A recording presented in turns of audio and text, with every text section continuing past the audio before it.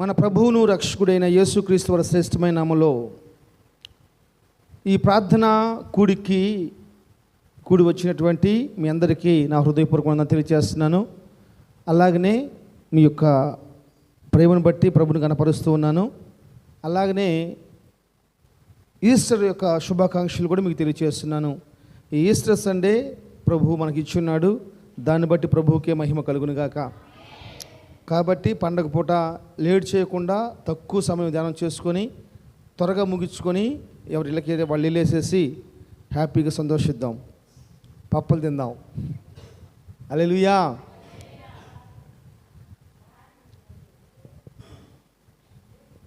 Bible తెరిచి యెషయా గ్రంథము 25వ అధ్యాయము 8వ వాక్యాన్ని మనం చదువుకుందాం. బైబిల్ తెరిచి యెషయా గ్రంథము 25వ అధ్యాయము 8వ వాక్యం చదువుకుందాం. మరెన్నడును ఉండకుండా మరణమును ఆయన మృంగివేయును. Praise the Lord. హల్లెలూయా. ఒక చిన్న ప్రార్థన చేసుకుందాం. మహాపరిశుద్ధుడైన తండ్రి, ప్రేమ నమ్మకం కలిగిన మా దేవ, బిడ్డలు ఇప్పటి వరకు చక్కగా పాడారు, ప్రార్థన చేశారు. మీరు మాకు ఇచ్చేటువంటి ఈ శుభదినాన నీ మాటలు మేము ధ్యానం చేసుకోబోచుండగా నీ పరలోక మాటలతోటి మమ్మల్ని నింపండి. మా నోటి మాటలు హృదయ ధ్యానం మీ దృష్టికి అంగీకారంగా మార్చండి.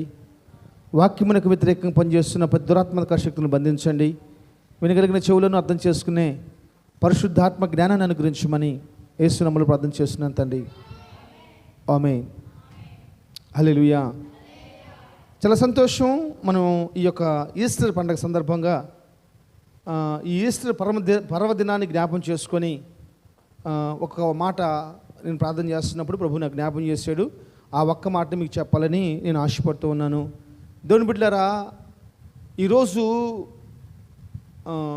ప్రభు లేచిన రోజుగా చాలామంది, లేకపోతే మరణాన్ని గెలిచిన రోజుగా చాలామంది వాళ్ళు సంతోషపడుతూ ఉన్నారు. కానీ ఈరోజు సంతోషం కాదు. క్రైస్తవుడికి 365 రోజులు సంతోషమే. 2000 సంవత్సరాల నుంచి 365 రోజులు క్రైస్తవుడికి సంతోషమే. ఈ ఒక్కరోజు సంతోషం కాదు. ప్రతి మనిషి జీవితంలో మరణాలు వస్తూ ఉంటాయి, ఇబ్బందులు వస్తూ ఉంటాయి, కన్నీళ్ళు వస్తూ ఉంటాయి, ఆటంకాలు వస్తూ ఉంటాయి. ఎన్ని ఎలా వచ్చినా కానీ క్రైస్తవుడు అనేవాడికి 365 రోజులు పునరుద్ధానంను బట్టి సంతోషం. చెప్పాలి. అయితే ఈరోజు నేను ప్రభు ఆత్మ ప్రేరేపణ బట్టి బోధించబోయే మాట ఏంటంటే, దేవుడు మింగివేశాడంట. దేన్ని మింగేశాడు? మింగివేయును ప్రవచనం అది. మరణము ఇంక ఎన్నటికీ ఉండకుండా, మరణ యాతన నుంచి, మరణ పాశముల నుంచి, మరణం పెట్టే ఇబ్బందుల నుంచి ఇంక ఎన్నటికీ ఉండకుండా దేవుడు మింగేస్తాడని చెప్పేసి ఆయన గురించి ప్రవచనాలు రాయబడ్డాయి. అది యెషయా భక్తుడు చెప్తున్నాడు, మరణాన్ని మింగేస్తాడని చెప్పేసి అని. అందుకనే కొరింథీయులకు రాసిన పత్రిక, మొదటి కొరింథీ పత్రిక 15వ అధ్యాయము 53వ వచనం 54వ వచనంలో రాస్తుంటుంది. మీ అందరికి తెలిసిన వాక్యాలు నేను చెప్తున్నాను, తెలియని ఏం చెప్పట్లేదులే. కొరింథీయులకు రాసిన పత్రిక, మొదటి పత్రిక 15వ అధ్యాయము 53వ వచనము 54వ వాక్యం చదవండి. క్షయమైన ఈ శరీరము అక్షయతను ధరించుకొనవలసినది. ఒక నిమిషమ్మా, జాగ్రత్తగానండి. క్షయమైపోయేది ఈ శరీరము, క్షయమైపోయేది. అక్షయత రావాలి ఈ శరీరానికి. ఈ శరీరానికి తింటున్న ఆహారాన్ని బట్టి ఈరోజు మన ప్రపంచవ్యాప్తంగా చూసుకుంటే ప్రతి ఒక్కటి కల్తీయే. భూప్రపంచంలో కల్తీ లేనిది అసలు ఏది లేదు. నిన్న ఒక వీడియో ఫోన్లో వాట్సాప్లో పెట్టినట్టున్నారు. అదేందని చూస్తే ఇది ఏంటిది, కోకు, పిల్లలు తాగే కోకు. అది మొత్తం కల్తీ. రంగు నీళ్ళు కలిపేసేసి, పంచదార నీళ్ళు కలిపేసేసి ఒక ఇంట్లో కలర్ పోసేసి సేమ్ అంతే ఉన్నాయి డబ్బాలు. దానిలో గ్యాస్ నింపేసేసి అమ్ముతున్నారు, ప్యాకేజ్ చేసేసేసి. బయట బాటిల్ మనకు 100 రూపాయలు అయితే ఈ కొట్టలకి 70 రూపాయలకి ఇస్తున్నారు. ఒక 12 అమ్మితే వాళ్ళకి మిగిలేదు 100, ఈ 12 అమ్మితే వాళ్ళకి మిగిలేదు 400. పిల్లలు, చిన్నపిల్లలు అనారోగ్యం, బలహీనతలు. రోగాలు. అయితే ఈ శరీరం బలహీనమైన శరీరము, ఈ శరీరము రోగాలతో నింపబడిపోయిన శరీరము. ఈ శరీరంతో మనం ఏం చేయలేం. కూర్చుంటే మోకాలు నొప్పి, లెగితే నడువులు నొప్పి, నడితే కాళ్ళు నొప్పులు, పడుకుంటే ఒళ్ళు నొప్పులు, ఆలోచిస్తే తలకాయ నొప్పి, ఆలోచించకపోతే పనులు కావట్లా. ఇలాంటి ఈ శరీరము ఇది క్షయమైపోయే శరీరము, ఇది క్షయం కావాలి. స్తోత్రం. అయితే అక్షయమైన శరీరం దాల్చుకోవటం కోసం దేవుడు మరణాన్ని మింగేశాడు. స్తోత్రం. హల్లెలూయా. ఈరోజు వాక్య పాఠం ఏంటి చెప్పేనా? చెప్పలేదు. అయితే ఈ ఈస్టర్ తెచ్చింది ఏంటంటే విరిచివేసిందంట. ఏం చేసిందంట? విరిచివేసింది. మరణం మాత్రమే కాదు, చాలా విరిచేసింది. అవి నేను మీకు చెప్తాను. మరణం ఒక్కటే కాదు విరిచేసింది ప్రభు. పునరుద్ధాన బలంతో ప్రభు ఏం చేశాడంటే ఈస్టర్ మనకి ఏం తీసుకొచ్చింది తెలుసా? ఈస్టర్ గుడ్ ఫ్రైడే ఏం తీసుకొచ్చింది? బాధ్యతను తీసుకొచ్చింది. Praise the Lord. తర్వాత ప్రేమను తీసుకొచ్చింది. Praise the Lord. తర్వాత ఏది ఆశించకుండా దేవుడి చిన్నాన్ని ప్రేమించటం. ఈస్టర్ తీసుకొస్తే, గుడ్ ఫ్రైడే తీసుకొస్తే, ఈస్టర్ ఏం తీసుకొచ్చింది? విడిచివేసేసింది అంతే. ఏదైతే పెరుగుతూ వస్తున్నాయో వాటిని ఇరిచేసుకుంటూ వచ్చేసింది Easter. Praise the Lord. Hallelujah. ఏదైతే మనిషికి ఆటంకంగా ఉంటూ పెరుగుతూ వస్తున్నాయో వాటన్నిటిని ఇరిచేసుకుంటూ వస్తుందంట. ప్రభు ఆత్మనాలు ప్రేరేపించిన మాట నేను చెప్తున్నాను. ఈ ఈస్టర్ మనకేం తీసుకొస్తుందంటే విడిచివేస్తుందంట. చదువు ఒకసారి మళ్ళీ 53, 54 వచ్చిన చదవండి.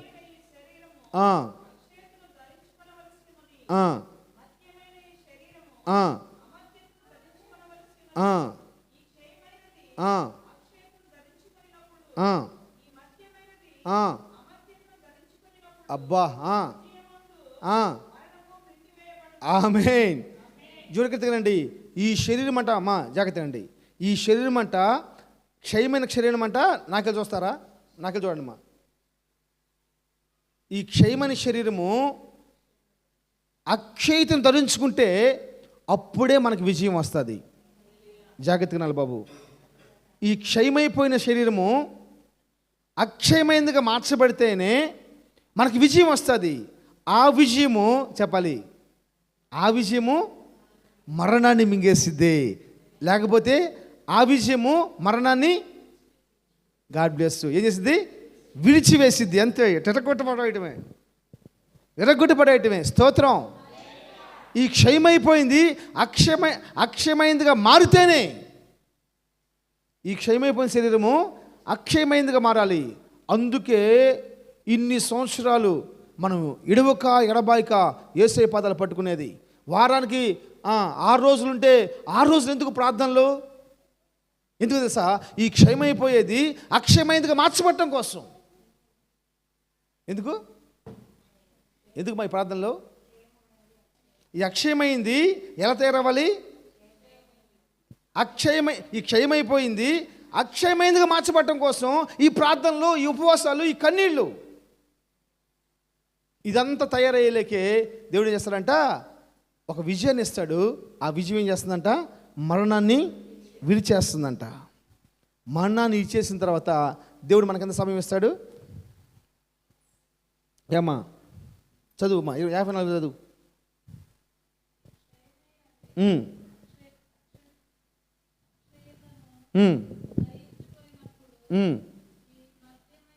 యాభై చదువమ్మా.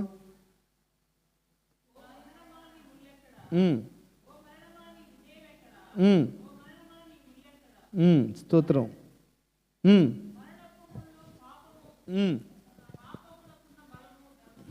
సరే, హల్లెలూయా. ఇప్పుడు నాకెళ్ళి చూడండి. ఈ అక్షయమైపోయిన శరీరం ఏమవ్వాలంట? క్షయమైపోయిన శరీరం ఏమవ్వాలంట? అక్షయతను ధరించుకోవాలి. అక్షయతను ధరించుకోవాలంటే ప్రతి ఆరాధనలో మనం ఉండాలి, ప్రతి సహవాస క్రమంలో మనం ఉండాలి, ప్రతి ప్రార్థన సమయానికి రావాలి.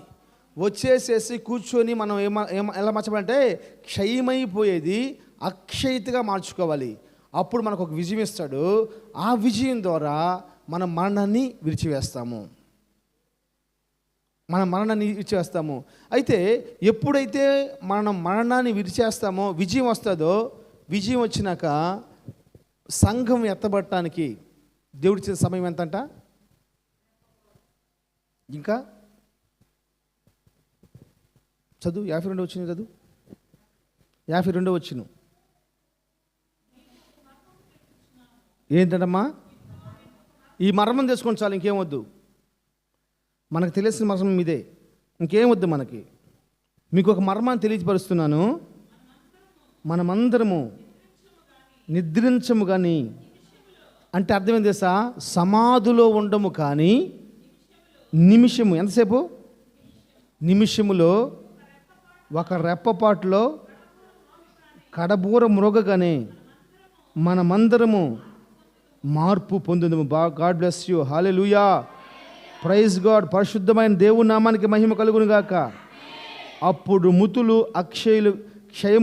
క్షయములుగా లేపబడుదురు, మనము మార్పు పొందుదము. స్తోత్రం. ఇప్పుడు నాకు ఒక మాట చెప్తాను. ఇప్పుడంట రెండే విషయాలు పరిశుద్ధాత్ముడి ద్వారా ఒక మర్మాన్ని బయలుపరుస్తున్నాడు. ఒక మర్మంలో 2 విషయాలు చెప్తున్నాడు. ఏంది తెలుసా? ఒక్క నిమిషము, రెప్పపాటు. అదేంది ఒక నిమిషం అంటే? ఒక్క నిమిషం ఎందుకు ఇచ్చాడు? రెప్పపాటు ఎందుకు ఇచ్చాడు?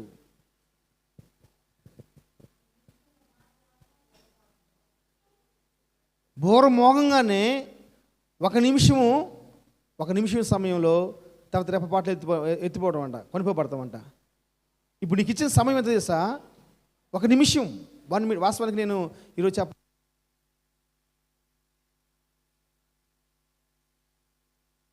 అని ప్రభు ఆత్మ నాకు ఇలా ప్రేరేపించింది. జాగ్రత్తగానండి. 1 minute, ఒక్క నిమిషం ఎందుకు ఇచ్చాడు తెలుసా? ఒక గంట ఇస్తే ఏం చేస్తా? ఒక గంట ఇస్తే తప్పేందమ్మా మనకి? అమ్మా అర్థం కాల. గంట ఇస్తే నువ్వేం చేస్తావంటే, ఇన్ని రోజులు భక్తి చేయకుండా ఇష్టానుసారంగా ఉండేసేసి ఆ గంట సేపు మాత్రం అయ్యా తోత్రమయ్యా తోత్రమయ్యా తోత్రమయ్యా ఆత్రమయ్యా ఆత్రమయ్యా అని ఏడ్చేవనుకో, ఆయన కనికరపోడు, వాత్సల్యపోడు, దయగలిగిన దేవుడు, ప్రేమ కలిగిన దేవుడు కాబట్టి కరిగిపోయి నేను ప్రారంభంలో తీసుకెళ్తాడు.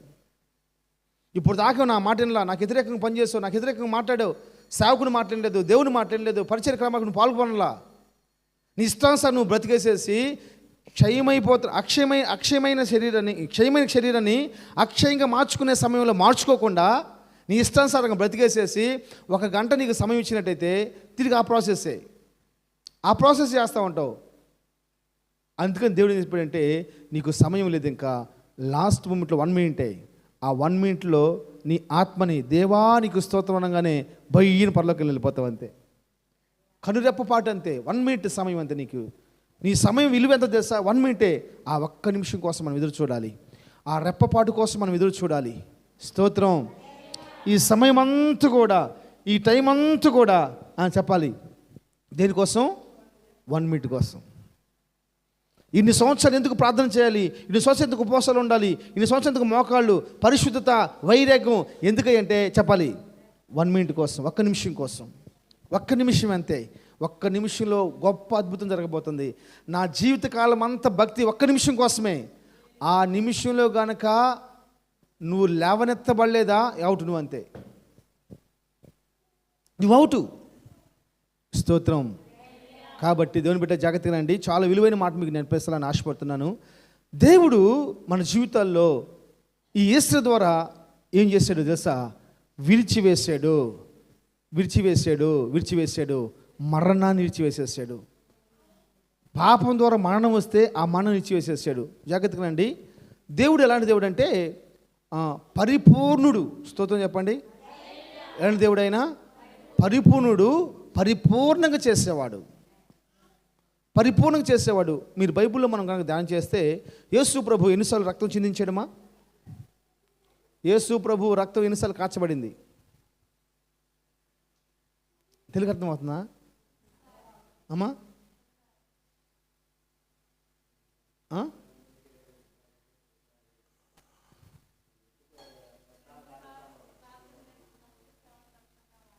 ఓకే.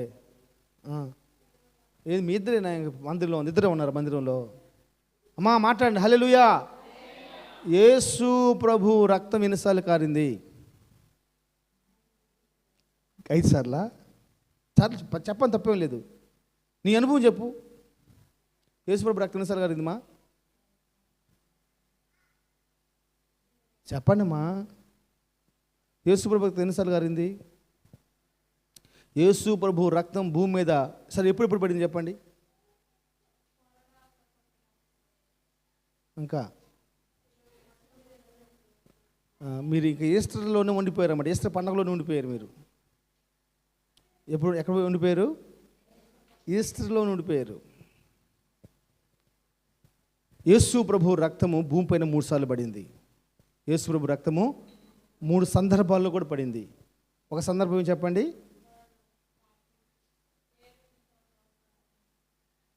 8 రోజులు బేబీగా ఉన్నప్పుడు సున్నతి చేయటానికి యేసు ప్రభువుని యెరూషలేము తీసుకొస్తారు. ఆయన శరీరం సున్నతి చేసినప్పుడు రక్తం కారిది. మనం ఏమనుకుంటామంటే అంటే చూడండి, ఈ రక్తం విలువ తర్వాత ద్వారకా చెప్పినట్టు ఆయన ప్రార్థన చేస్తున్నప్పుడు చెమట రక్తంగా మార్చబడింది. రెండో సందర్భం. 3 సందర్భం గొల్గొత్త కొండ పైన కలువరి శిలువలో చివరి రక్త బొట్టు వరకు ఆయన కాల్చేసేసాడు. ఆ యెరూషలేము ప్రాంతం అంతా ఆయన కాలుతో నడిచాడు, రక్తమయమైపోయింది. యేసు ప్రభు తన శరీరంలో ఉన్న రక్తాన్ని 3 సార్లు కార్చాడు. యేసు ప్రభు శరీరంలోంచి రక్తము 3 సార్లు. లోకసువార్త 2వ అధ్యాయం మనం చదువుతున్నాం కదా. లోకసువార్త 2వ అధ్యాయము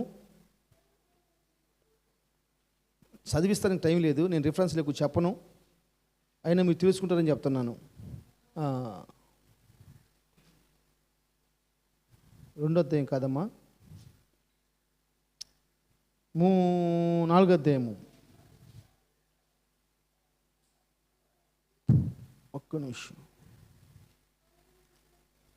సారీ 2వ అధ్యాయమే. లోకసువార్త 2వ అధ్యాయము 21వ వచనం. లోకసువార్త. ఇప్పుడు యేసు ప్రభు రక్తం సున్నతి చేయబడే దినాన కార్చబడింది. ఎప్పుడమ్మా? ఎన్నో రోజు? యేసు ప్రభు 8వ రోజే ఒక శ్రేష్టమైన విజయానికి మార్గాలు వేసేసాడు. 8వ రోజే సున్నతి కోసం ఆయన ఏం చేశాడంట చెప్పాలి? రక్తం చిందించేసాడు. అంతకుముందు మనం చాలాసార్లు ధ్యానం చేసాం, అబ్రహాము యొక్క త్యాగం మన త్యాగం ఏంటని. యేసు ప్రభు అబ్రహాము యొక్క సున్నతి, యేసు ప్రభు యొక్క సున్నతి ఏంటంటే రక్తం కార్చి. మన త్యాగం ఏంటి చెప్పండి? యేసయ్య రక్తం కార్చి. అబ్రహాంకి వచ్చింది సున్నతి, అబ్రహాంకి వచ్చిన స్వాస్థ్యము, ఆయన రక్తం కార్చాడు. అబ్రహాం కూడా మన కోసం దేవుడే రక్తం కార్చాడు. Praise the lord. ఒకసారి 8వ రోజున యేసు ప్రభు రక్తం భూమి మీద పడింది. రెండోది గెత్సేమనే తోటలో ఆయన ప్రార్థన చేసుకున్న సమయంలో చెమట రక్తంగా మార్చబడి భూమి మీద కారింది. 3వసారి ఆయన సిలువ వేయబడ్డప్పుడు, కోడాలతో కొట్టినప్పుడు, ముళ్ళకీటం పొట్టినప్పుడు, పక్కలో బల్యం పొడిచినప్పుడు, ఆయన హింసించినప్పుడు, మేకులు గుచ్చినప్పుడు ఆయన రక్తము భూమి మీద పడింది. 3 సార్లు ఆయన రక్తం కాల్చాడు. 3 సార్లు ఆయన రక్తం కాల్చాడు. ఈ ఫస్ట్ రక్తం కార్చింది సున్నతి కోసం, 2వ రక్తం కార్చిందేమో సారీ 3 రక్తం కార్చిందేమో చెప్పాలి. 3 రక్తం ఎందుకు కార్చాడమ్మా? ఫస్ట్ రక్తం ఎందుకు కార్చాడు? జాగ్రత్తగా రాసుకోండి. ఫస్ట్ రక్తం ఎందుకు కార్చాడు? సున్నతి కోసం. 2వ రక్తం ఎందుకు కార్చాడు? తర్వాత ధ్యానం చేద్దాం. 3 రక్తం ఎందుకు కార్చాడు? 3 రక్తం.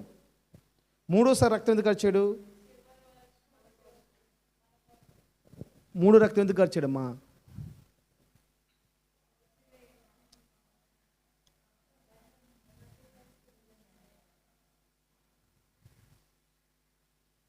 మొదటి రక్తం కార్చింది ఎందుకు?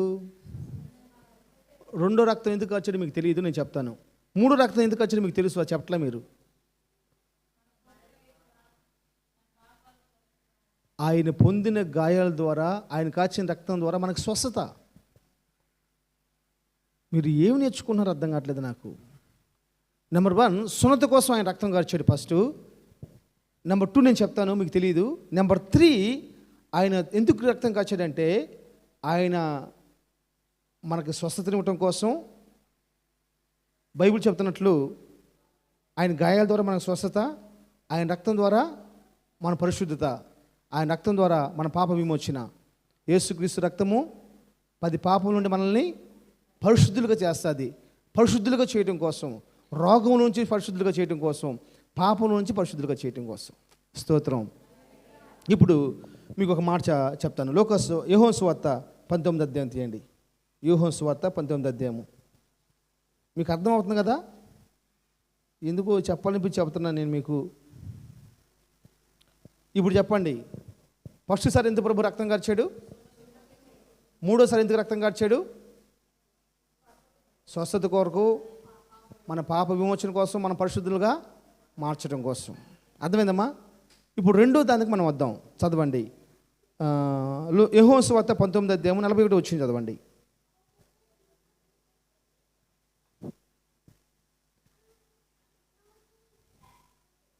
యోహాను సువార్త 19వ అధ్యాయం 41 వచ్చింది. నా సహోదరి ఆయనను సిలువ వేసిన స్థలములో ఒక తోట ఉండెను. చాలు. ఎక్కడుందంట ఆయన సిలువ వేసిన స్థలం? ఏంటంటమ్మా? అందరూ చెప్పండి. ఆయన సిలువ వేసిన స్థలంలో ఏముంది? పెద్దగా చెప్పాలి. ఏముందంట? ఎందుకని తోట దగ్గర సిలువ వేయబడ్డాడు యేసయ్య? ఇంకా ప్లేస్ ఎక్కడ దొరకలేదా? తోటలో తీసుకులేదా? అమ్మా, ఎందుకు యేసు ప్రభు తోటలో సిలువ వేయబడ్డాడు? గాడ్ బ్లెస్ యు నాన్న. దేవుడిని దీవించును గాక. ఏదోను తోటలో పాపం మొదలైంది. ఎక్కడ ఏ తోటలో అయితే పాపం మొదలైందో ఆ పాపం జరిగిన ప్లేసు, ఆ తోటలో నుంచే దాన్ని తుడిచివేయటం కోసం, దాన్ని విడిచివేయటం కోసం తోటలో సిలువ వేయబడ్డాడు. తోటలో సిలువ వేయబడ్డాడు ఆయన. నాకు ఇది వస్తున్నాయి, శవరంగా వస్తుంది నాకు శరీరం చెప్తుంటే. ఏదో తోటలో పాపం జరిగింది. చూడండి, ఎక్కడ పాపం వస్తే దాన్ని అక్కడ తుంచేస్తున్నాడు.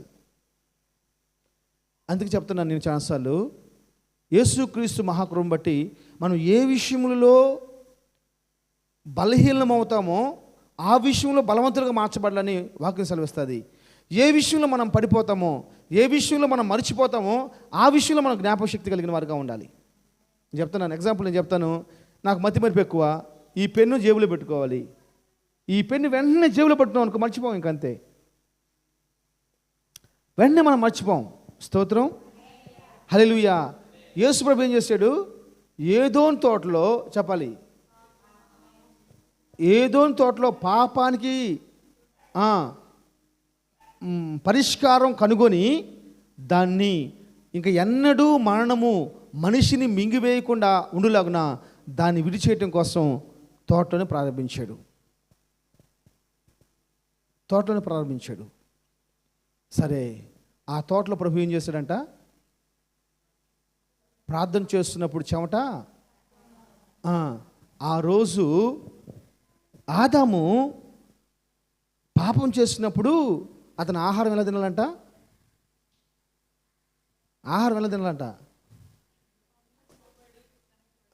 కష్టపడి శ్రమపడా, చెమటోర్చి ఏం చేయాలి తెలుసా? అతను ఆహారం తినాలి. ఇప్పుడు ఆయన శరీరాన్ని చెమట ద్వారా, దానిలోంచి రక్తం ద్వారా ఆయన శరీరాన్ని అప్పించేసేసి మనకిచ్చేసాడు ఆయన. బహుశా మీకు అర్థం కావట్లేదేమో నాకు తెలిసి. ఏదోని తోటకి సిలువుకి దగ్గర సంబంధం ఉంది అంటున్నాను. అంటే ఏదోని తోటలో జరిగిన ప్రతిది కూడా కలువరి సిలువలో, గెత్సేమనే తోటలో సంబంధం ఉండేసేసి దాన్ని విడిచేసేసాడు అంతే. అది రూపుమాపాడు అంతే యేసునామములో. అందుకని యేసు ప్రభువు అంటాడు, కొరింథీ పత్రికలో రాసుంటుంది, మొదటి ఆదాము పాపం తీసుకొచ్చాడు, కడపటి ఆదాము జీవాన్ని తీసుకొచ్చాడు. మొదటి ఆదాము మరణాన్ని తీసుకొచ్చాడు, కడపటి ఆదాము జీవాన్ని తీసుకొచ్చాడు. స్తోత్రం. హల్లెలూయా. చెప్పండి, నేను జాగ్రత్తగా వినాలి. ఎందుకు అలా జరిగిందంటే ఆ పాపం అనేది లేకుండా విడిచివేయబడాలి, ఆ శాపం అనేది లేకుండా విడిచివేయబడాలి. స్తోత్రం. హల్లెలూయా. దేవుని బిడ్డలారా జాగ్రత్తగా నండి. దేవుడు ఈ యొక్క ఈస్టర్ ద్వారా మనకి ఏం నేర్పిస్తున్నాడంటే, నేను విరిచివేసే దేవుణ్ణి. ఎందుకంటే ఆయన మన కోసం విరవబడ్డాడు. ఆయన శరీరం బైబిల్ చెప్పేది యోహాను సువార్తలో ఒక రొట్టె పెట్టుకొని కృతజ్ఞతాస్తుతులు చెల్లించి చెప్పాలి విరిచిచ్చాడంట. ఆయన విరవబడ్డాడు, దుర్మార్గుల చేత విరవబడ్డాడు, త్రాగుబోతుల చేత విరవబడ్డాడు, దుర్మార్గుల చేత, తాగుబోతుల చేత, అన్యాయస్తుల చేత ఆయన విరవబడ్డాడు. ఆయన విరవబడ్డాడు కాబట్టే మన కోసం విజయాన్ని ఇచ్చాడు. ఆయన విరవబడి మనకు విజయాన్ని ఇచ్చేసాడు. మనలో ఉన్న ప్రతి దాన్ని విడిచివేయాలని ఆశపడుతూ ఉన్నాడు. స్తోత్రం. ఇది గొప్ప ప్లాన్, దేవుడి ప్లాన్. ఎవరి ఊహకు అందని ప్లాన్ ఇది. ఎవరి ఊహకు అందదు, ఎవరి ఉద్దేశాలకు అందదు. స్తోత్రం. మనకేం తెలుసు అంటే కాసేపు ప్రార్థన పోయి కూర్చొని కాసేపు ప్రార్థన చేసేసి పాట పాడుకొని ప్రార్థన చేసుకొని బయటికి వెళ్ళిపోవటమే. ఈ స్థాయిలోనే ఉండిపోయాం. కానీ ఈ పరిపూర్ణమైన, ఈ శ్రేష్టమైన, విలువైన, ఘనమైన ఈశ్వరు యొక్క విజయాన్ని మనం తెలుసుకోలేం. ఈశ్వరు యొక్క విజయం ఏంటి తెలుసా? ఎంత త్యాగం, ఎంత ప్లాన్ చూడండి, ఎంత ప్లాన్ చూడండి. నేను చెప్తున్నాను, దేవుడు గుర్తుపెట్టుకోండి, ఇది చేసే దేవుడు. నేను కొన్ని మాటలు మీకు చెప్తాను. లూకాసు వార్త నెంబర్ 1. లూకాసు వార్తేనా?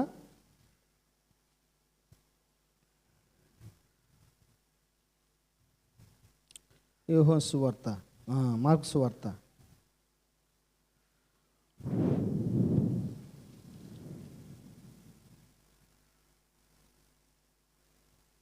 లూకాసు వార్త కదమ్మా, మత్తయి సువార్త కూడా చూడండి తల్లి. నాకేమో చదువు రాదు,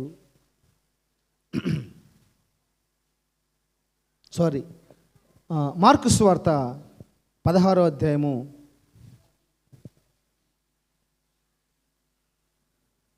3 వచ్చింది, చదువుకుందాం.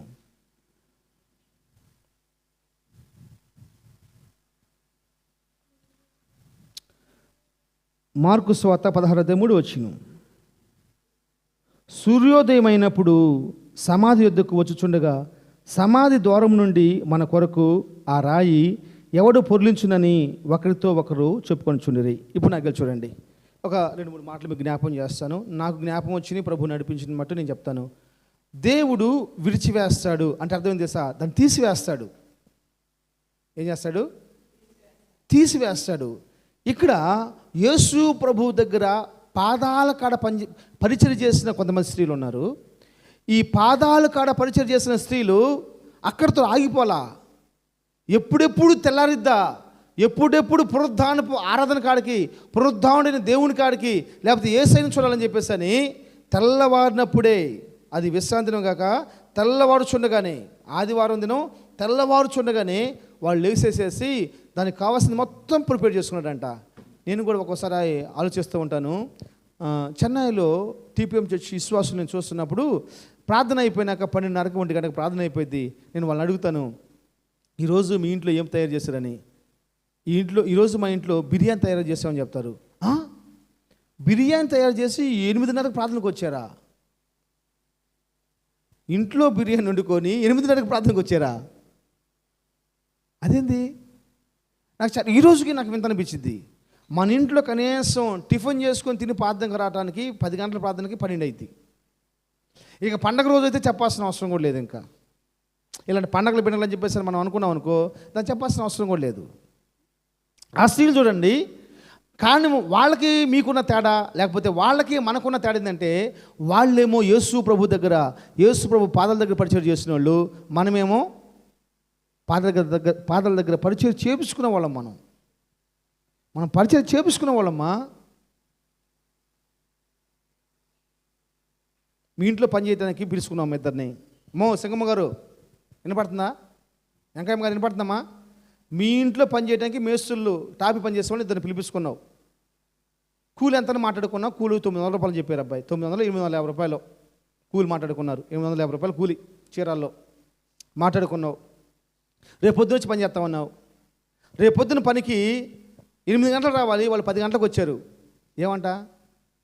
వెరీ గుడ్ మేస్త్రి గారండి, జ్యూస్ తాగండి నేస్తావా?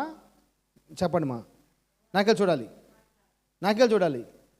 ఏ లేటుగా వస్తే నీకు ఎంత పని కావాలి చేసి పెడతారు చెప్పు. అవన్నీ జాంతన్నాయి. అవునా కదా? మీరు ఆలోచించండి, అవునా కదా? రాంబాబు అయినా, ప్రశాంత్ అయినా, సుగీత్ అయినా, ఎవరైనా కానీ, అవునా కాదా? ఏది నీ యొక్క ఇంట్రెస్ట్ ఏది? ఇప్పుడు నీ క్షయమైపోయిన శరీరాన్ని అక్షయతగా మార్చుకోకపోతే విజయం రాదు. ఆ విజయం ద్వారా నువ్వేం చేయవు? మరణాన్ని విడిచివేయలేవు. మరణాన్ని విడిచివేసే విజయము మనం పొందుకోవాలంటే, మరణాన్ని విడిచివేసే విజయం మనం పొందుకోవాలంటే మన శరీరము ఏమవ్వాలంట? అక్షయతను ధరించుకోవాలి.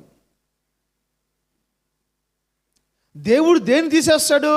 వీళ్ళు అనుకుంటున్నారు మేము పొద్దున్నే పోయి దేవుని చూడాలి, ప్రభువారిని చూడాలనుకుంటున్నారు. అయితే వాళ్ళు రెడీ అయ్యారు, ఇంట్లో కూర్చొని ఆలోచిస్తున్నారు. వాళ్ళు ఎక్కడ ఆలోచిస్తున్నారు? దారిలో ఉండి ఆలోచిస్తున్నారు. అయ్యో మనం రెడీ అయిపోతున్నాము, అక్కడ పెద్ద బండ పెట్టారే, నేను చూసాం కదా, పెద్ద బండ పెట్టారే, ఆ బండ ఎవరు తొలగిస్తారు, ఆ బండ ఎవరు తొలగిస్తారు, ఆ బండ ఎవరు తొలగిస్తారని చెప్పేసి అని ఇదే ఆలోచన. కానీ మనసులోనేమో నిండిపోయింది. ఏమి నిండిపోయింది? యేసు ప్రభువుని చూడాలి, యేసు ప్రభు సన్నిధిని అనుభవించాలి, యేసు ప్రభు సన్నిధిలో నా శరీరాన్ని, క్షయమైన శరీరాన్ని అక్షయతగా మార్చుకోవాలి. మోకాళ్ళు నొప్పులు పడుతున్నాయి, ఎందుకు? మోకరించి. చేతులు నొప్పి పడుతున్నాయి, ఎందుకు? చేతులు చప్పట్లు కొట్టి ఇలా చెప్పుకోవాలి, ఇలా మాట్లాడుకోవాలి.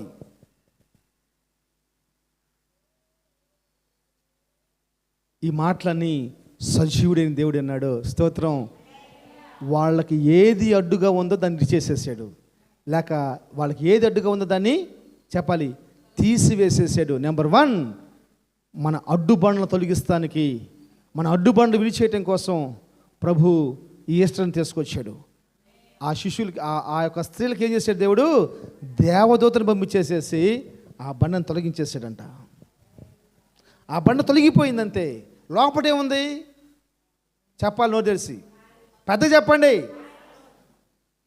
ఇప్పుడు ప్రభు అనొచ్చు, ఒరే తిక్కలోళ్ళారా, ఖాళీ నేను సమాధిలో లేనురా, మీరు పోయి ఏం చూస్తారమ్మా, మీరు ఇంటికి పోండి అని చెప్పేసి అని మాట్లాడవచ్చు. కానీ అది కాదు. వాళ్ళ ఆశ ఏంటంటే యేసు ప్రభుని చూడాలి. యేసు ప్రభుని చూస్తానికి అడ్డుగా ఒక పెద్ద బండ ఉంది, ఆ బండ తొలగిపోవాలి. నీకు ఆశ ఉంటే చాలు, ఆ జిజ్ఞాస, ఆ వైరాగ్యం ఉంటే చాలు, ప్రభు ఎవరిని పంపించైనా సహాయం చేస్తాడు. స్తోత్రం. ఎవరి ఊహకు అందనట్టు ప్రభు సహాయం చేస్తాడంతే.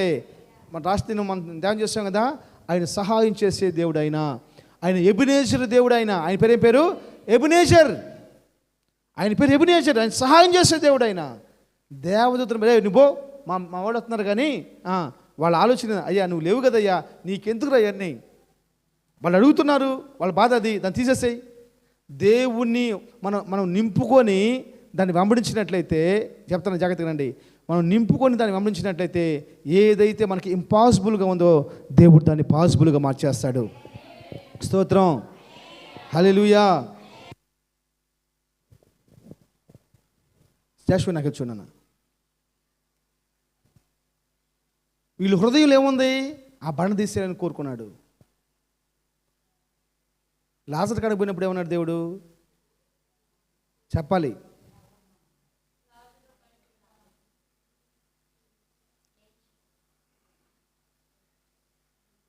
ఏమన్నాడు? మా లాజరు కాడికి పోయినప్పుడు దేవుడు ఏమన్నాడు? చెప్పనా? లాజరు సమానం బయట రమ్మన్నాడా? కట్లిప్పుకో రమ్మన్నాడా? చెప్పండి మా, తప్పే ఉందమ్మా, చెప్పండి మా, నేను అడుగుతున్నానమ్మా, తప్పే ఉంది చెప్పండి తల్లి. ఏమా వెళ్ళిపోయి రమ్మన్నాడా? చూద్దాం 11వ అధ్యాయం ఏం చెప్పాడు చూద్దాం. 11వ అధ్యాయము లోకసువార్త, మా యోహాను సువార్త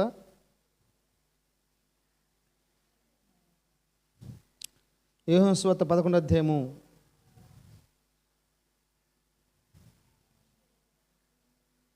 38-39 వచ్చిన చదవండి. యేసు మరలా తనలో మూలుగుచు సమాధి దగ్గరకు వచ్చెను. అది ఒక గృహ, రాయి పెట్టుండెను. యేసు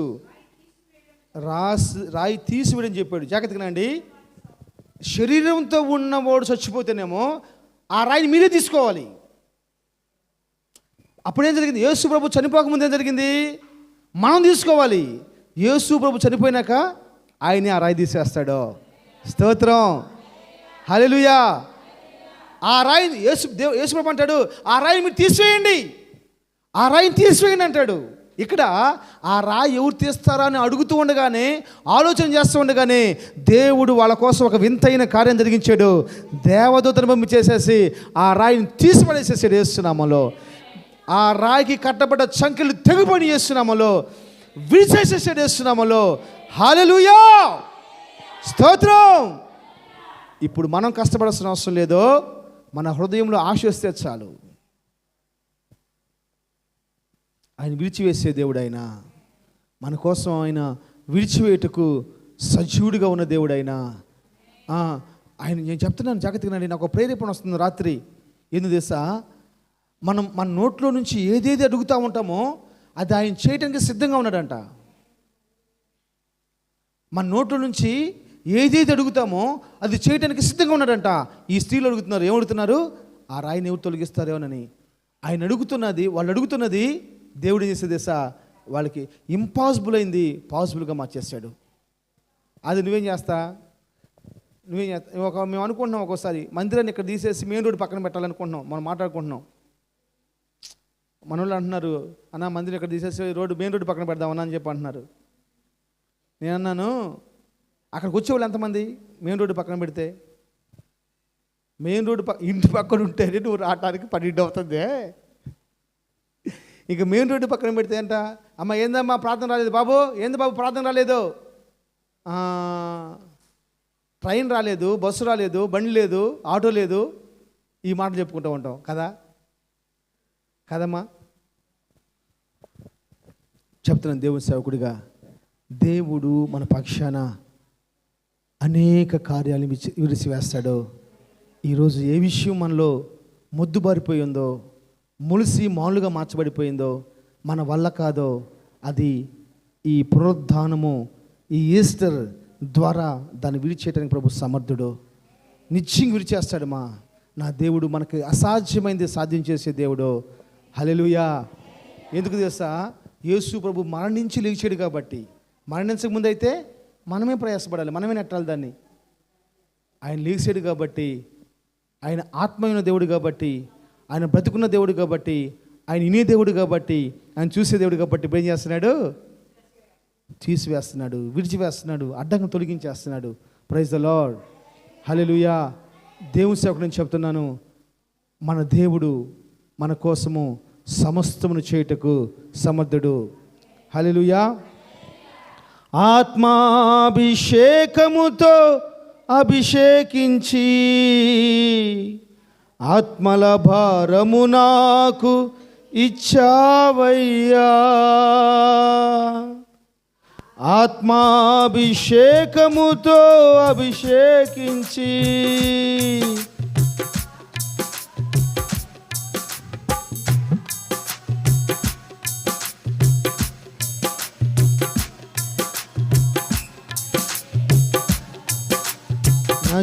నజరేతువాడా, అది కాదు నాన్న, నీ కొరకే నా జీవితం, నీ కొరకే నా జీవితం అర్పించెదను. యూదా గోత్రపు సింహమా నా యేసయ్యా, రాజుల రాజా నా యేసయ్యా. యూదా గోత్రపు సింహమా నా యేసయ్యా, రాజుల రాజా నా యేసయ్యా. నా శ్రమలో నీ సిలువను మోసే భాగ్యం నాకిచ్చినావే నా యేసయ్యా. నా శ్రమలో నీ డ్రమ్ము కొట్టానా?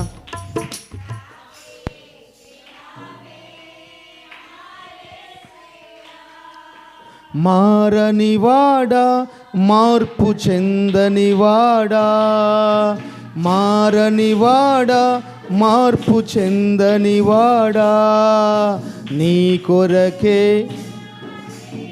అది నీ కొరకేనా. హల్లెలూయా. పాట పాడేటప్పుడు చూసి పాడమని చెప్తున్నా. మారనివాడా, మార్పు చెందనివాడా, కొట్టు. మారనివాడా, మార్పు చెందనివాడా, నీ కొరకే విరువబడుటయే నీ చిత్తము, నీ కొరకే విరువబడుటయే నీ చిత్తము. యూదా గోత్రపు సింహమా నా యేసయ్యా, రాజుల రాజా నా యేసయ్యా. మరొకసారి.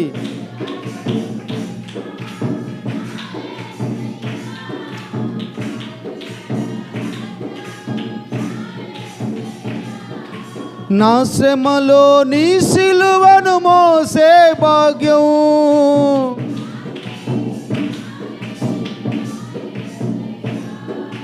నా శ్రమలో నీ సిలువను మోసే భాగ్యం.